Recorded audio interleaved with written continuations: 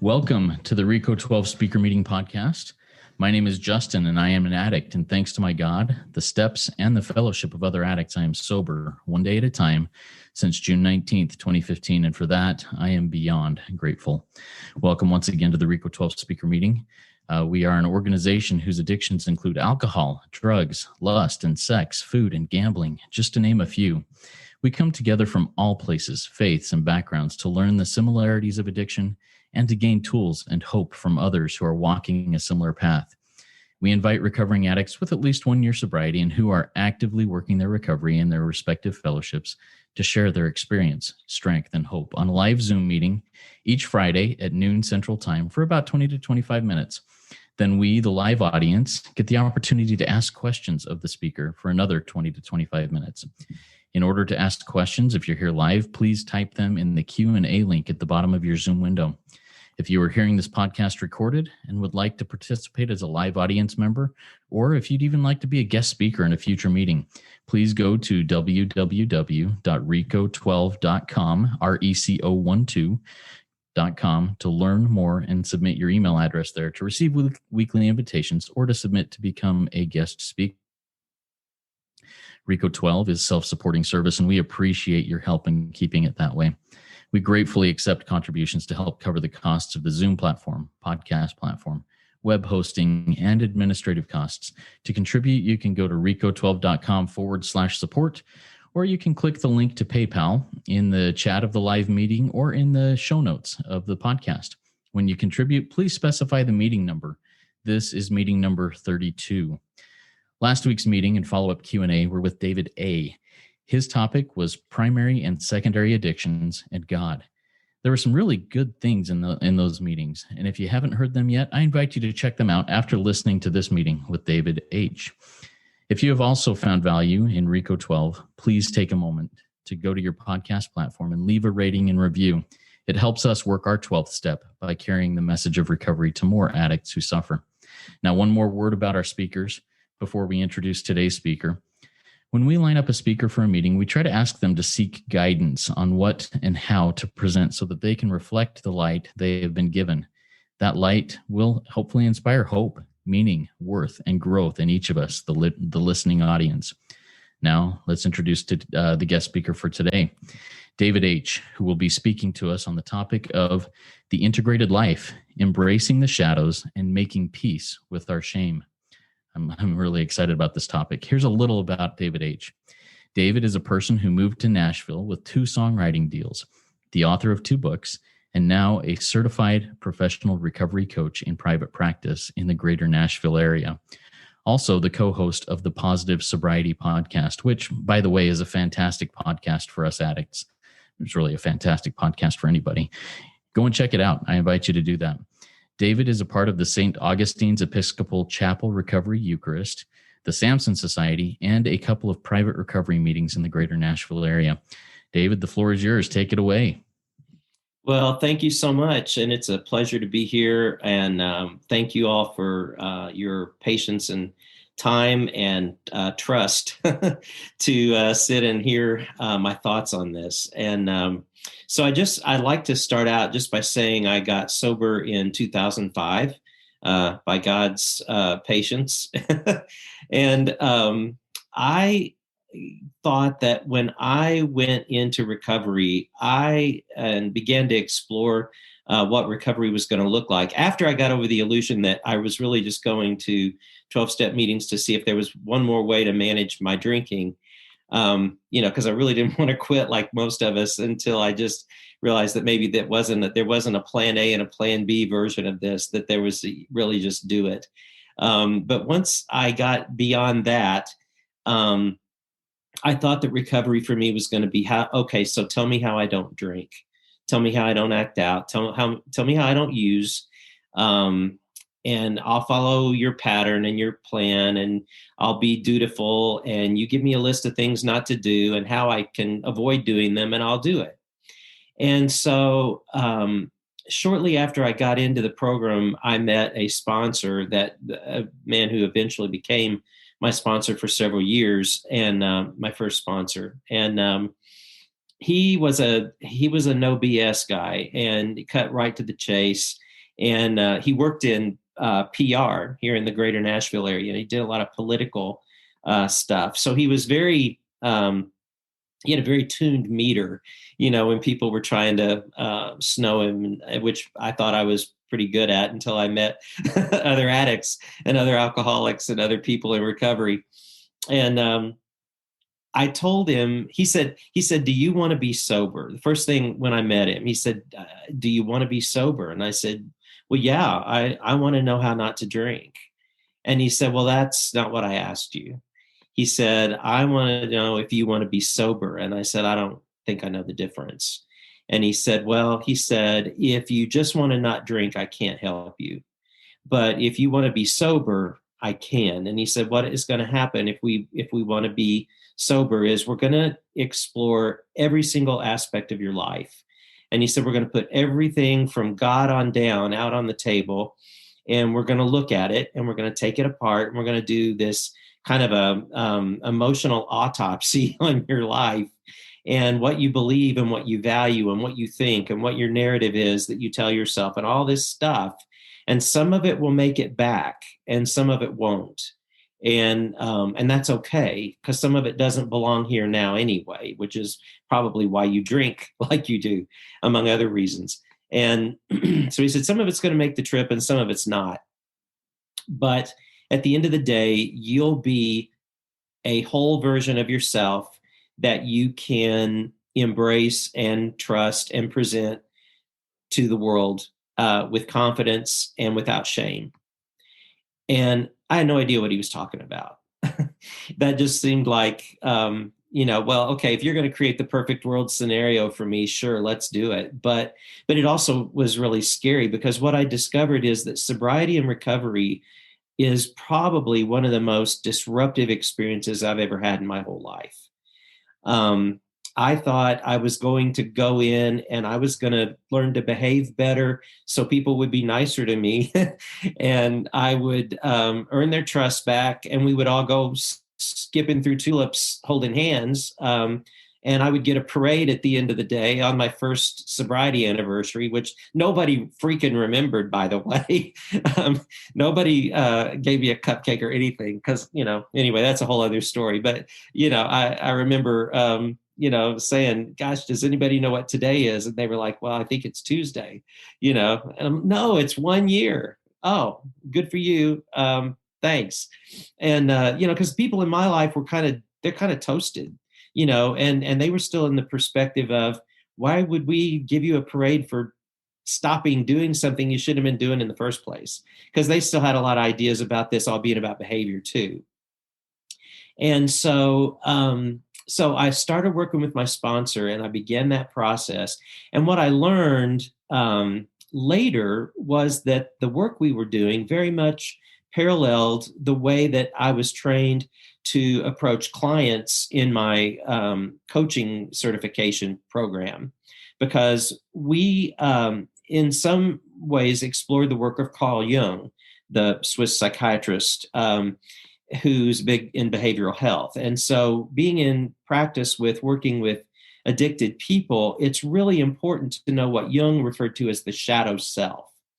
And I used to think of the shadow as the bad part of me, the part that there was good David and bad David. And I had to keep a lid on bad David, and I could take good David certain places, but bad David had to stay home because he tended to act up and he wasn't safe.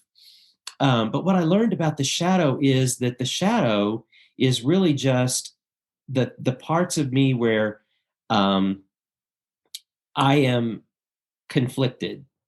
I'm conflicted about something maybe that I think I believe that I really don't, something that I say I value, but my behavior doesn't demonstrate that I do.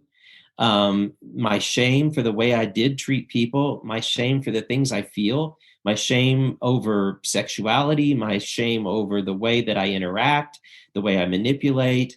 But the shadow is the part of us that is there, and it's true. And we have to embrace the shadow, and we have to acknowledge the shadow so that we can integrate. because the object isn't to kill the shadow self or to kill those parts of ourselves that we don't like. It is to integrate all of it into one human being that can go out, like my sponsor said, and live an integrated self without shame and excuse making. And I found that to be really, it's a challenging lifelong process, of course, but it's very freeing, because what I discovered in my recovery was, without anesthesia, I could see very clearly that there were parts of me that were very compartmentalized. And I had a lot of personas. I had the persona that I could take out here and do this job. I had a persona that I showed up with in my family. I had persona that I showed up with in my faith system at the time. I had a persona that could take me into the places that were not so glamorous, that I wasn't proud of. But that persona gave me permission to do certain things. That persona was kind of a victim. And the victim thrived on resentment. The victim could use resentment as a means by which he gave himself permission. So the victim with a sense of entitlement is a dangerous person. Because if I believe that I'm a victim, and if I'm living in this resentful place where I have been wronged and I have been this and this and this by people, and I use that as a place to stay stuck as if life is just happening to me, and I'm not empowered, I'm going to go to the I deserve. And when I get to I deserve, my entitlement, that's going to be a dangerous place, because that's where I can relapse. That's where I can just act out and be crappy to people and justify it. And it's also a place where I can give that shadow its own little compartmental space to exist. When what I have to do, I've learned, is experience the fact that is all part of me. There is part of me that does believe I'm a victim. There is part of me that does feel shame for the things I've done in the past. But rather than try to make those untrue by doing enough good stuff to earn my way out of it, I have to embrace the fact that, no, that happened. That was really crappy. That was really bad judgment. That was really self-centered fear taking its toll on me and me taking it out on everybody else.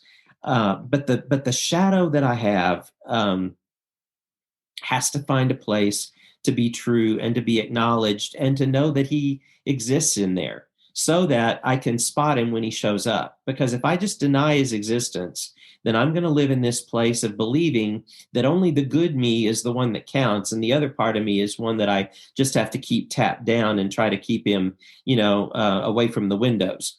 And that's a scary place to live, because if I do that enough, it's emotionally exhausting, and I'm going to want a way to numb out from that, because I'm going to be very, very exhausted. One of the places this all showed up for me was, ironically, in my real active alcoholism, I was on staff at a church, at a pretty conservative church, not a fundamentalist church, but a conservative Presbyterian church. And I got sober and began to hear things that I suddenly questioned. And I suddenly wondered if I really believed.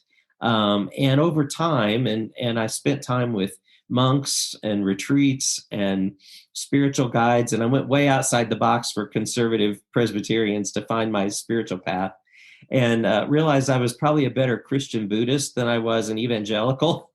And so that creates a problem when you're on the payroll. And but what I had to do was I had to embrace the fact that I don't altogether believe what I'm selling, and then I have to decide if I'm in the best place to be selling that.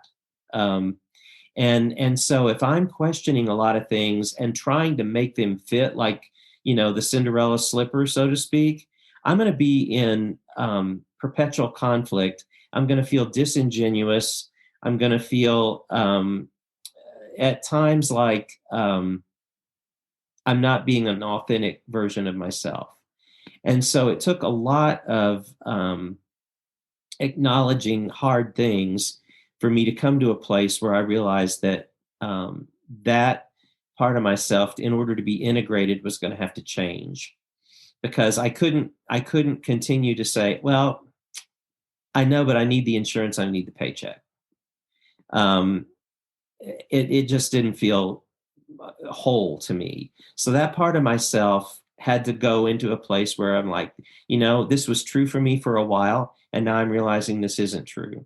And I do believe in faith communities, so I found a faith community where I do feel like I can embrace more broadly a belief system that is consistent with who I am. And but those are the kind of things that had to change. We say that we have certain things that we value, but yet our shadow lives in an antithetical way. And so rather than going to shame and saying, well, you should feel better about this, you should treat people this way, you should not have said that, I can go to a place and ask myself, okay, I'm seeing this coming up. Where is it coming from? Because what is happening is, when you start embracing the shadow, you give it permission to be true. So you have to name it, and it's real, and then we have to deal with it. But you can also begin to spot the things that the shadow can cause. The things about the shadow that are false messages that the shadow can bring you. And so we have to integrate all of that and realize that this is all part of me. This is all part of my fear.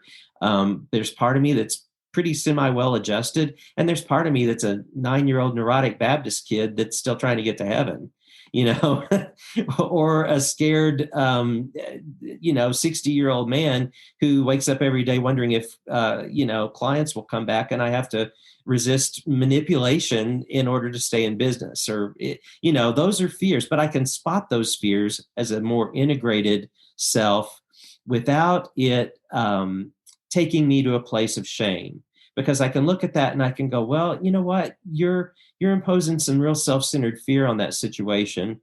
That's coming from this, that's coming from that.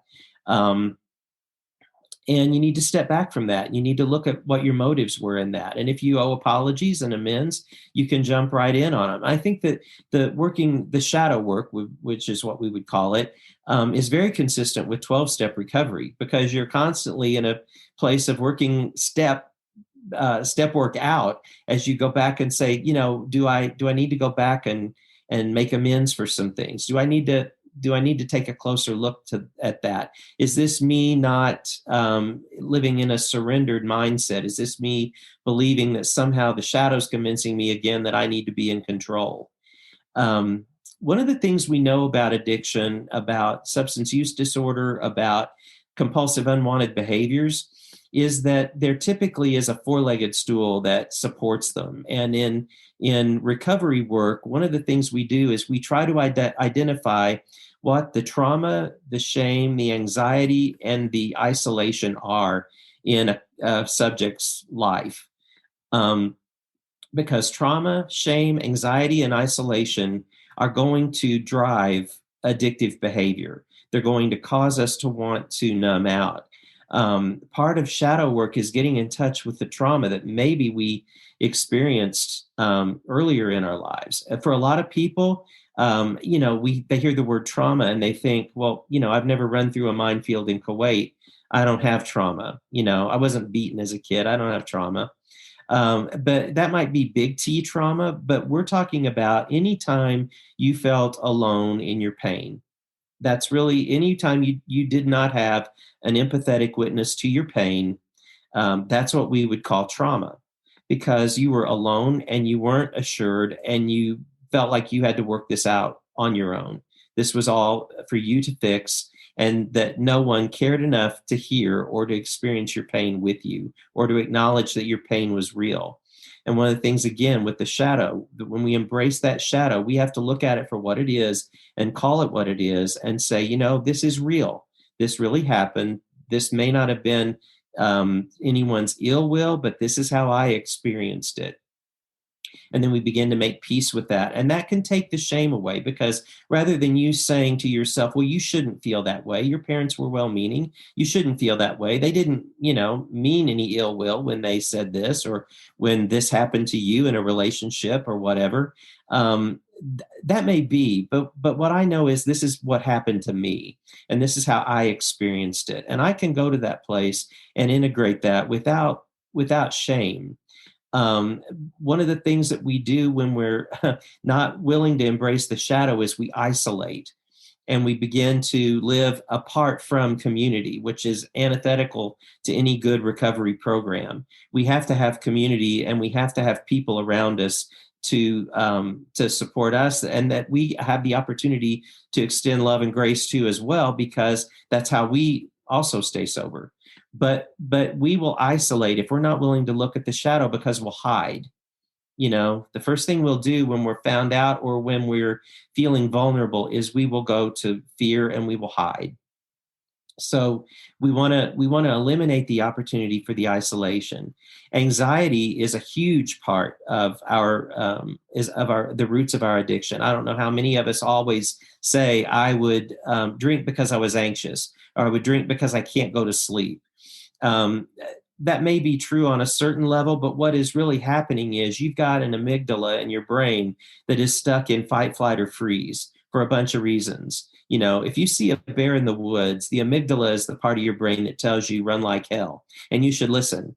It's saving your life. It has a role. It has an appropriate purpose. But when I'm in the woods and I only feel like there might be a bear, or I suspect that I'm feeling really alone, and gosh, what if there were a bear? That's called anxiety. And the amygdala is sending you false messages, and it's stuck in this place of reminding you over lots and lots of time and habitual practices that you're in danger when you, in fact, maybe are not. And so we have to begin to look at what is true, what is real, what do I really know about the situation, and where in my shadow self is that coming from? What experience do I need to identify again and embrace, so that I'm not feeling shame about my anxiety, but I'm identifying it purposely and practically, so that I don't go to this place of should in myself and live out of a place of shame.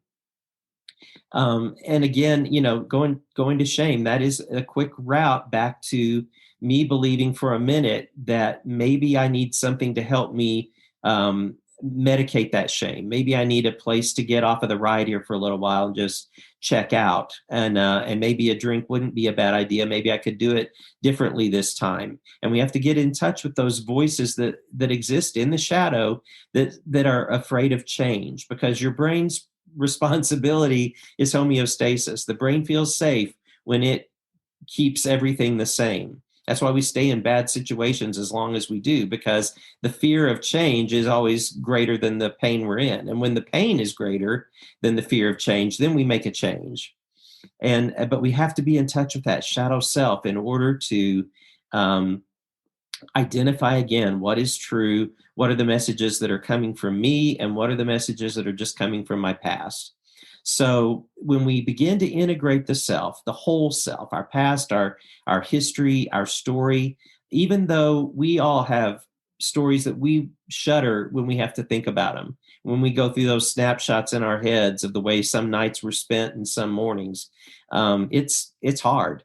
But that is all part of who we are. And I am able to finally feel like one integrated person that I can take anywhere.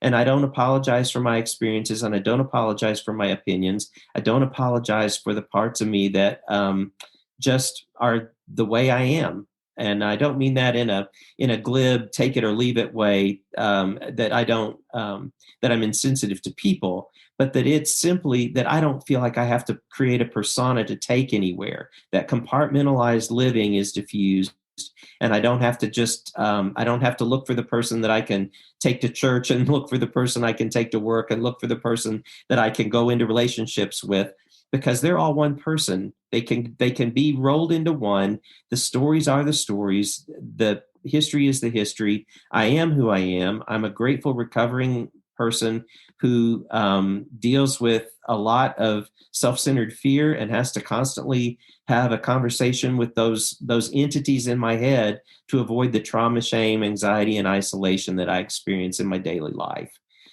Because what I've learned is those things aren't going to go away, but I do have the ability to manage them, and I do have the ability to speak into them. So that's kind of my spiel, very, very condensed spiel on the shadow and making peace with those shadows and making peace with our shame and living an integrated life where you are one whole, progressively healthy person that has given yourself permission to be true and honest with yourself.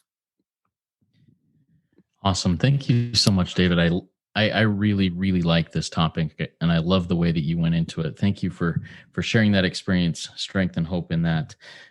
If you wouldn't mind taking about 60 seconds right now and sharing a little bit about the fellowship or fellowships you belong to and how they help you in your own walk right now in recovery, that would be fantastic. Yeah, I attend a couple of things, but one of the primary things that I really love is the St. Augustine's Recovery Eucharist, which is just a special meeting of recovering people from within the Episcopal Church that I belong to. And we meet, I'm in the Greater Nashville area, we meet on Vanderbilt's campus in a chapel.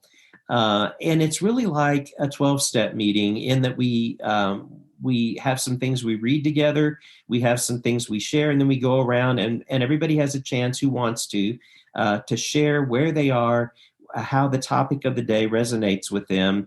And then we share in a spiritual practice of the Eucharist, because that's part of my faith system.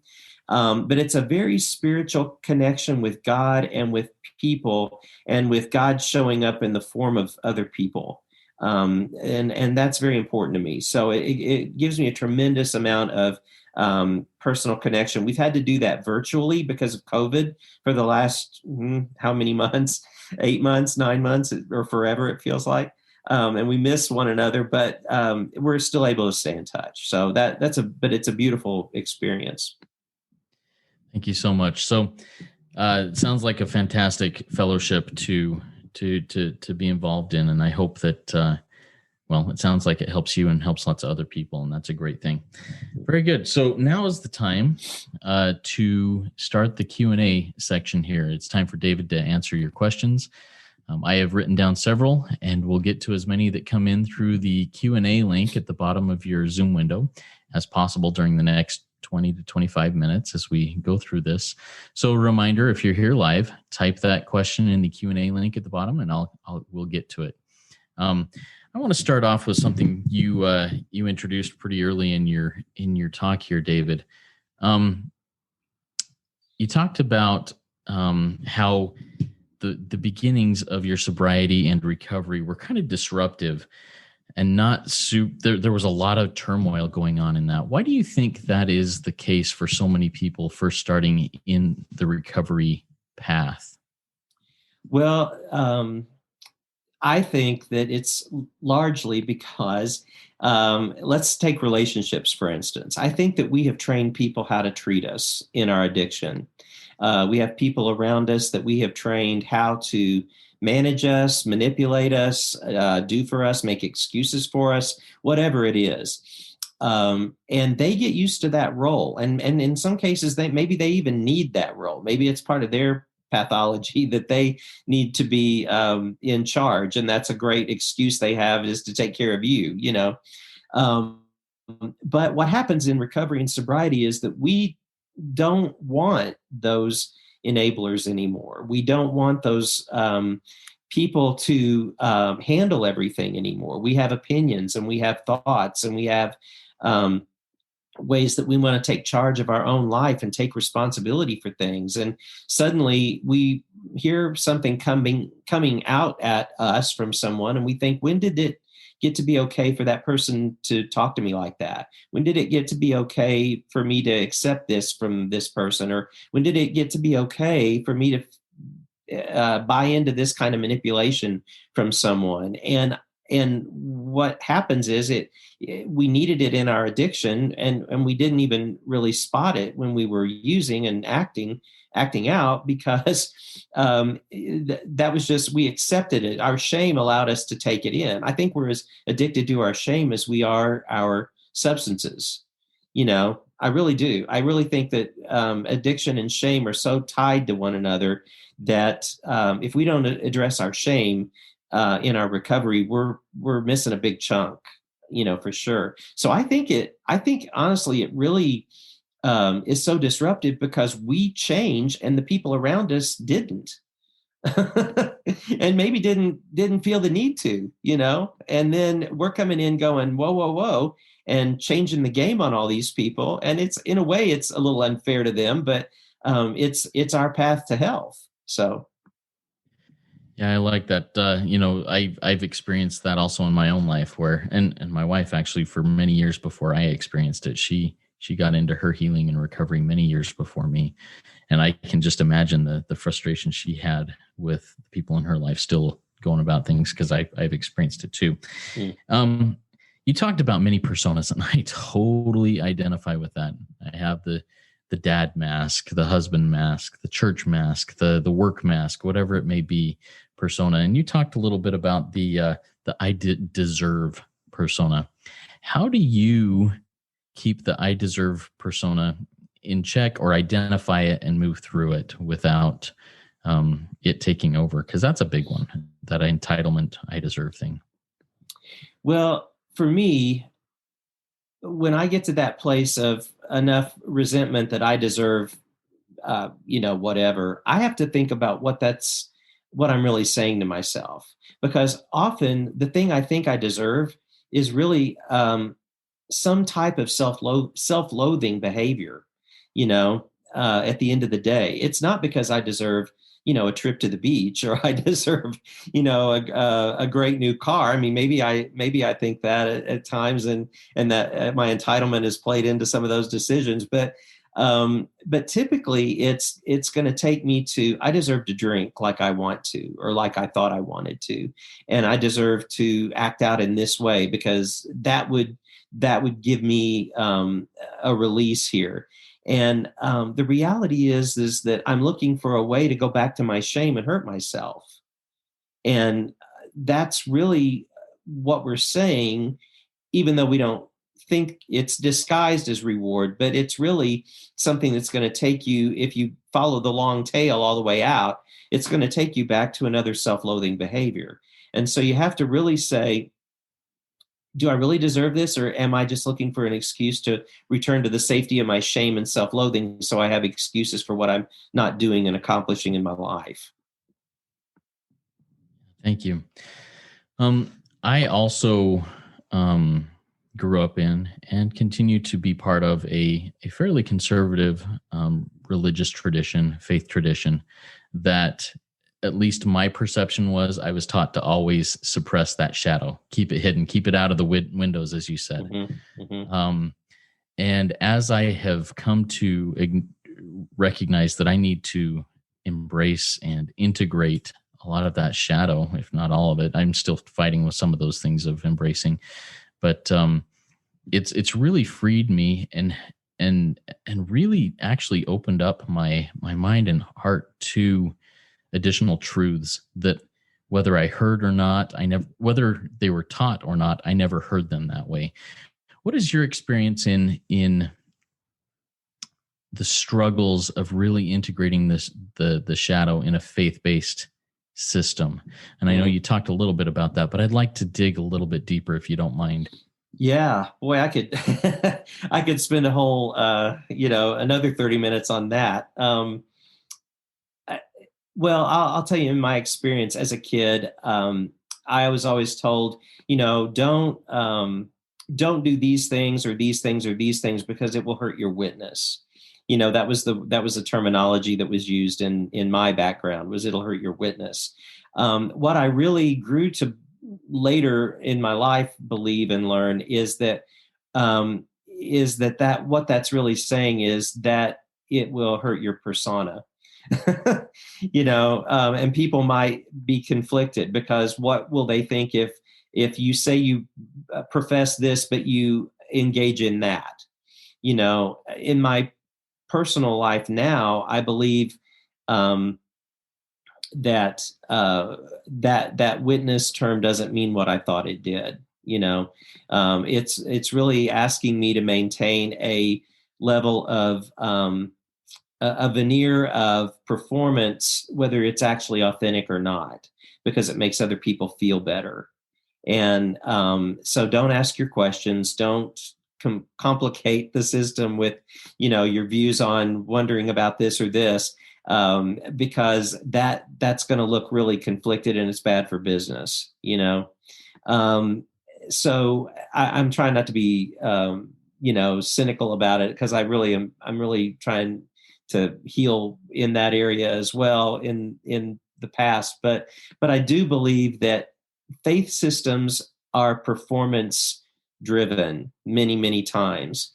And one of the things we learn in recovery is that if we are just performing for people, we are in bad shape, and we're on a slippery slope.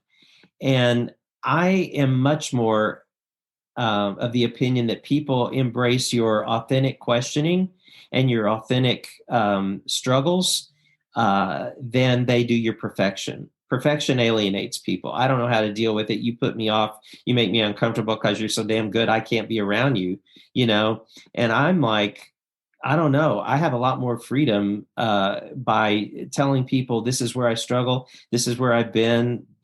This is why I don't drink anymore, and letting the chips fall, because A, it frees me not to have so much to maintain. And B, I don't, I don't have the criteria for sainthood. So I don't even want the job. Awesome. I love that. I don't have the criteria for sainthood. Why would I even want it? That's awesome. I want to share a little bit of my experience with what you just talked about, and that question there.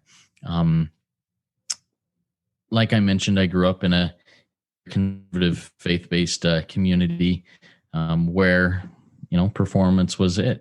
At least my perception of it was image was more important than what was underneath the image. Over the last handful of years, as I've gotten into recovery and done more of this shadow work and acknowledging that, I have found even in honest questioning, that honest and changing of perception and perspective, I now do many of those things that I did before out of fear or whatever, but I do them now, and it's definitely not out of fear, and it's not to show people. It's not to put on that veneer, that false front. Mm-hmm. Is that your experience also? You do a lot of those things now because maybe it works, or maybe you find that there's value in it rather than just to put on a good show? What's your thoughts on that? Yeah. And I think a lot of it came from learning to live out of a place of gratitude. I think where desperation and gratitude intersect is where worship happens. And so if I am keenly aware of my shadow and I'm desperate to be in a faith community, excuse me, and I'm grateful as all get out for the gift of a life that doesn't include trying to remember what I did last night and, where I left my shoes, and that's the least of it. But, we'll stop with that. I am extremely more able to embrace the reality of authentic spiritual practices. So they're not just rote exercises anymore. They're actually an extension of my gratitude and an acknowledgement of my desperation. So again, it's an integrated practice for me. And like you're experiencing, it doesn't feel like rote exercises that are, I got to do this to be good or to look good or to not piss God off. I've got to, I'm actually in a place where I can look at it and go, man, I'm desperate to be here and I'm grateful that I can be. So yeah, this doesn't feel like work. I'm buying in to the parts of this that are real for me with a whole heart. Oh, that line where desperation and gratitude meet, that's where worship happens. That is awesome. If you just came up with that now, that's awesome. If you've heard of other places, that's still awesome. But man, that is a beautiful, beautiful statement. I think I'm going to live by that one. Another question I have, and a reminder to our live audience, if you have any questions, type them in the Q&A link at the bottom of the window. We'll get to those here. But I've got another question here about the small t trauma. You talked a little bit about capital T and small t trauma. That small t trauma happens with so many of us almost every day. Mhm. How can a person move through that in real time? Yes, I can look back and see the small T trauma in my past, but when I'm confronted with it in my daily life, how do you move past and through that? Well, that's a good question because I think that sometimes we don't know that we've been traumatized until after the fact. It's wonderful if we have the luxury in the moment to say, "Wait a minute, I'm not feeling connected with you, and I'm not feeling heard because I just told you exactly how I'm experiencing you right now, and you gave me no feedback." You know, that's great if you have the in the moment, excuse me, the thing to say to that and to call out, and the presence of mind to say that this is causing me to feel really abandoned. I feel really alone. Even though there are two of us here, I'm feeling really alone in this. Um, but sometimes we get away from the experience and we start to ruminate. Pardon me. And the ruminating is, I think, where we get into dangerous places, because that's where we begin to tell ourselves our narrative. Whatever that narrative is in our world, in our lives, that we put everything through that filter where, I'm not lovable, I'm not worth relating to, I'm this, and that shame starts to creep in. So I have to work really hard at making sure the things I'm telling myself are rooted in truth and rooted in fact. Because what I'm experiencing as maybe small t trauma is not intentional on the behalf of the people that maybe I'm attaching to that. But I have to be really in touch with, is what I'm telling myself true? Am I putting it through my shame narrative and coming up again with, a reason why the old messages are wanting to come through. Thank you. I appreciate that, David. For you, I mean, you talked a lot about integration of all the different parts, the shadow with the self and the different personas and everything. Um, and I believe that's an ongoing process that goes on for our whole lives, but maybe not. Tell me a little bit about that process when you started to really feel more integrated, and tell me a little bit more about how long it took in going through that until you kind of feel more of a whole type person. Well, I don't think that I really knew how numbed out I was and how anesthetized I was um, until I'd been sober about 3 months. Um, I really don't think I knew how dead I was to offense and opinions and things that I heard that didn't connect with me. Just using those again as examples. But um, I began to realize, as I gave myself permission to feel, and as I gave myself permission to think, and as I gave myself permission to explore, um, gosh, I don't think I resonate with that. What would happen if I said so? You know, and it was sort of like, the deer teetering out on the thin ice. He wobbly legs and all kind of goes out there to see how far he can get before the ice breaks. And it hits the fan, and you're suddenly in conflict or something. But I just began to feel like I'm suddenly aware of things. I just suddenly knew things. I just suddenly realized things because I wasn't all foggy and clouded and preoccupied and only thinking about when I could drink again, you know. And as people and situations and relationships began to emerge in my life, I began to see that some of them were really healthy and valuable, and some of them were real transactional. I had some relationships in my life where people were just either using me as a means to an end and I hadn't seen it before, or I was using people and I didn't care about them. I just cared about what they could do for me, and that became really unflattering, when you become aware of that in your personal life. But those things began to emerge just as I began to get healthier and healthier. And then as I began to speak my truth, and then I began to feel secure in the fact that I'm not trying to be right. I'm just trying to be heard. I'm not even really that concerned about being right. I just want to be heard. I want to be known, and I want to be loved. And I'm not here to say that I've got it all figured out, but I do know that this is how I'm experiencing it. And so as you begin to give yourself permission a little bit at a time to wobble out on the thin ice, then I think it begins to get a little bit easier. But you begin to realize that the world didn't come to an end because you offended somebody, or the world didn't become, a terrible place because you disappointed someone, and I had a terrible time with the idea that I might disappoint people for a long time. Performing and not disappointing people was tantamount to, being a great human being.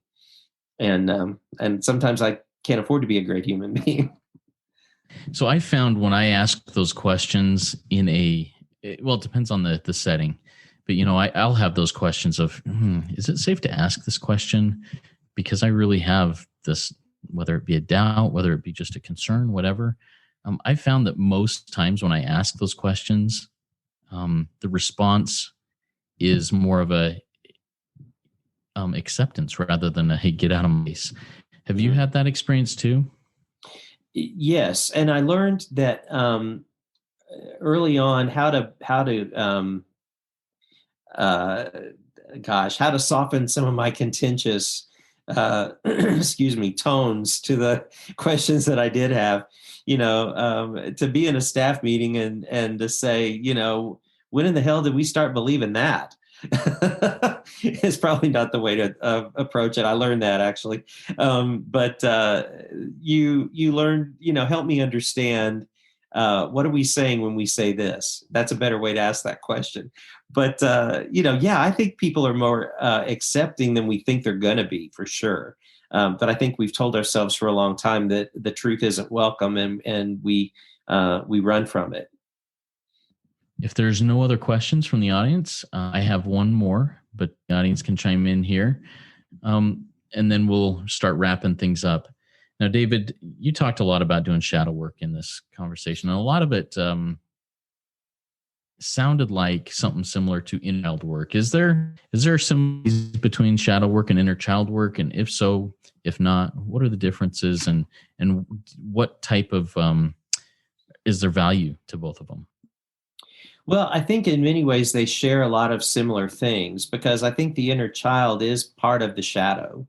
The inner child is that part of us. Like I said before, there is a 9-year-old Baptist kid in my head every now and then that wants to drive the bus because I really scare him, and but I think that there are a lot of overlaps there. Now, when we get into trauma therapy and things where people have, big T trauma and childhood trauma and things that are really significant, I think you need a real trauma therapist to take you through that process. There are a lot of, great modalities that can, help you with memory and accepting things and not just being re-traumatized by the shadow work, so to speak, because some of that we have to be really careful, because it can re-traumatize people that have significant trauma in their lives, to sit there and wander into places that without help and without a guide, to take them. And I think that'd be a great question for,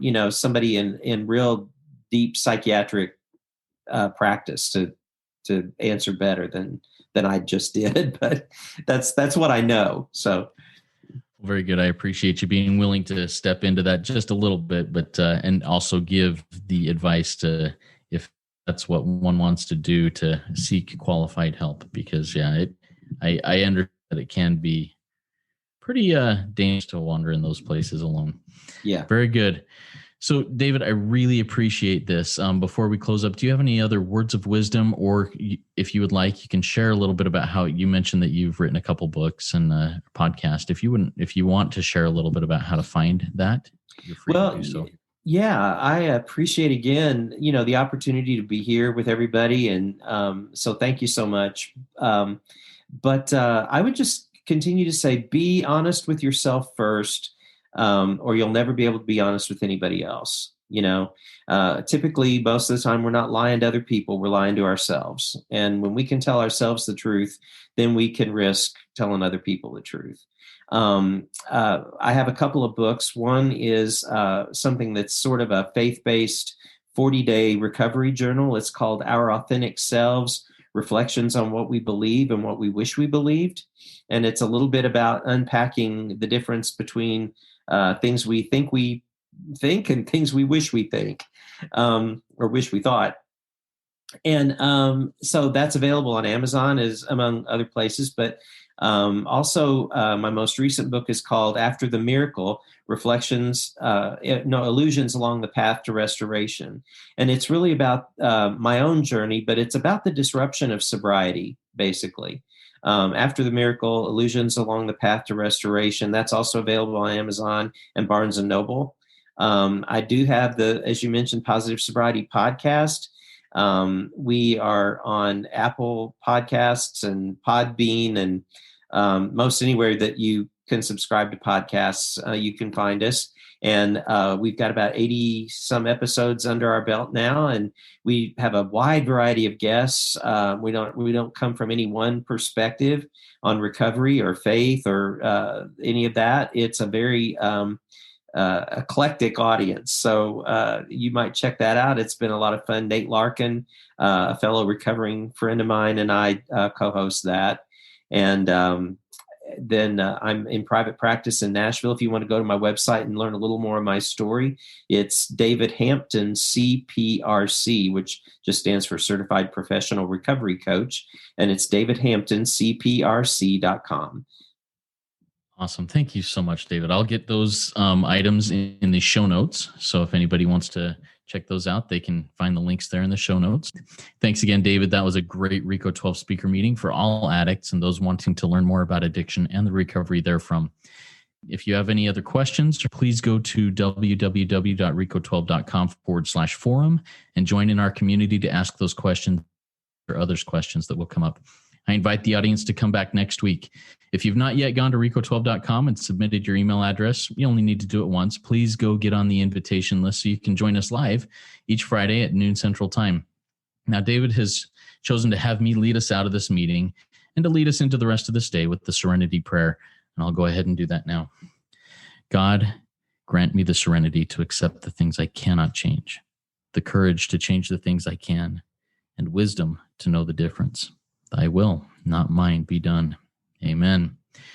Keep coming back. It works if you work it. So work it. You are worth it. Thank you so much, David. Thank you.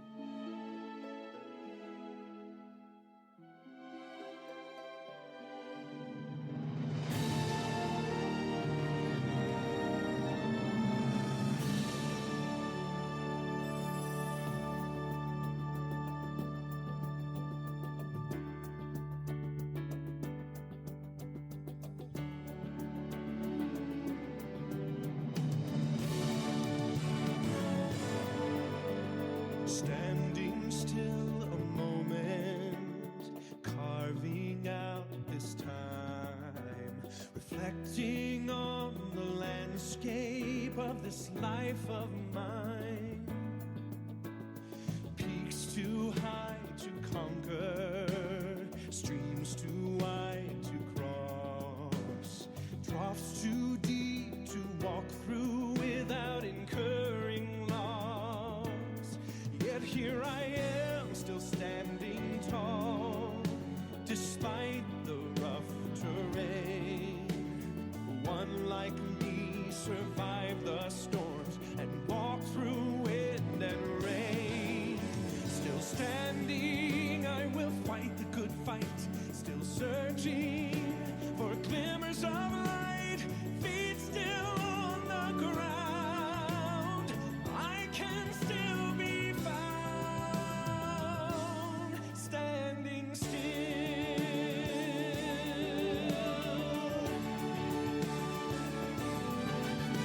My wings are torn and tattered, but I know I still